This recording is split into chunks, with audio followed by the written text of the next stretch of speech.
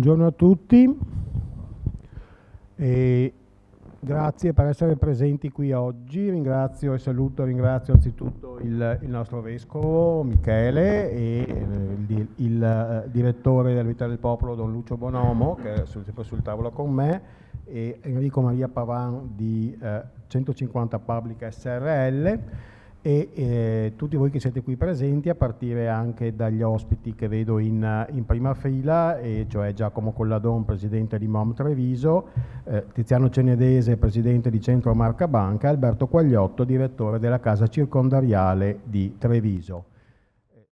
Dal 1892 ad oggi il settimanale diocesano La Vita del Popolo ha rappresentato una voce autorevole e costante, specchio dei cambiamenti sociali, culturali, economici del nostro territorio trevigiano, di quello veneziano e del padovano, perché la diocesi insiste, il giornale, su 3 altre province, la diocesi. Ogni numero del giornale custodisce una memoria condivisa, un patrimonio di notevole valore culturale che oggi trova nuova forza grazie a un ambizioso progetto di digitalizzazione. Parliamo di circa 5.100 numeri, tra edizioni ordinarie, inserti, supplementi, oltre 65.000 pagine scansionate e sistemate, considerando anche i vari inserti prodotti nei diversi anni. A queste edizioni vanno aggiunte le pagine di volta in volta immediatamente digitalizzate a partire dal 2004, da lì noi abbiamo cominciato.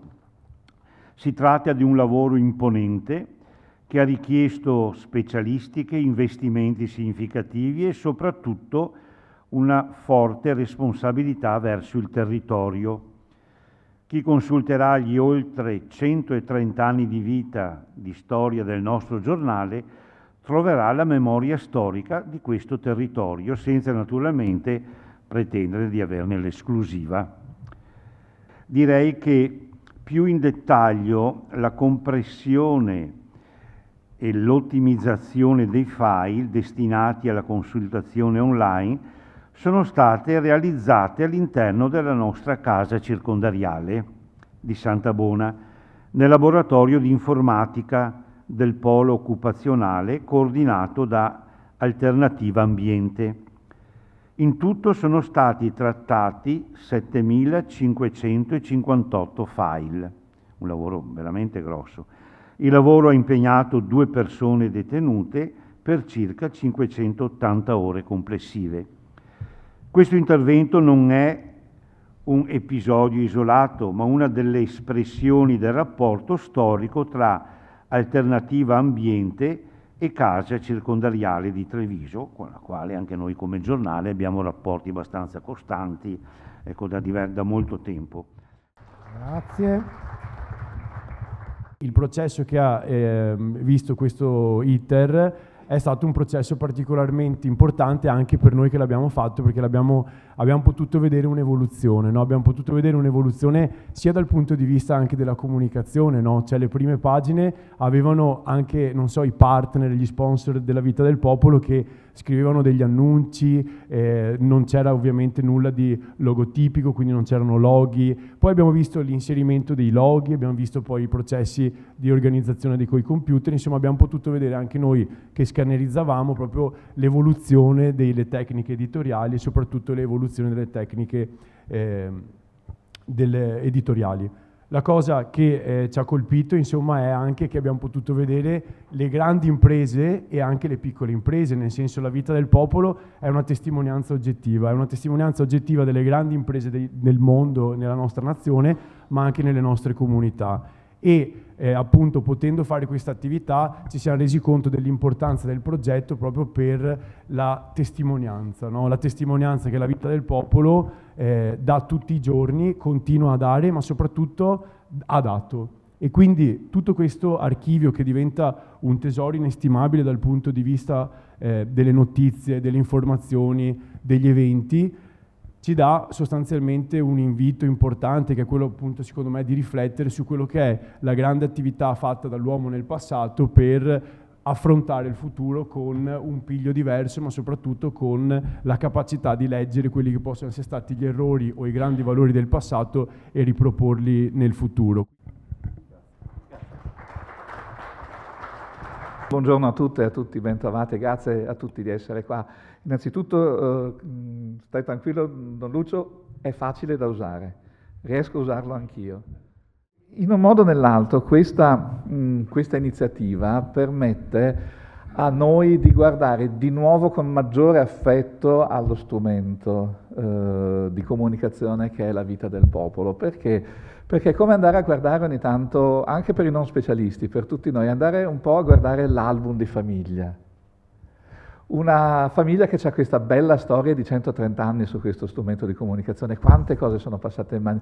L'ispirazione originale, se andate a guardare la prima pagina della prima, è sempre la stessa, perché parla dell'impegno nella società, nella politica, nell'economia, il sostegno della persona umana, la famiglia. Lì siamo, in un periodo in cui era appena iniziata la fase della dottrina sociale della Chiesa, moderna, con la Rerum Novarum, in una fase adesso dove abbiamo lunedì la pubblicazione, la presentazione da parte del Papa stesso dell'ultimo documento di dottrina sociale della Chiesa, Leone XIV, che presenta Magnifica Humanitas, è stato annunciato ieri, non spoilerò niente purtroppo, e siamo anche in questa congiuntura storica. Tutto è cambiato, ma l'ispirazione è la stessa, diceva prima. Perfetto.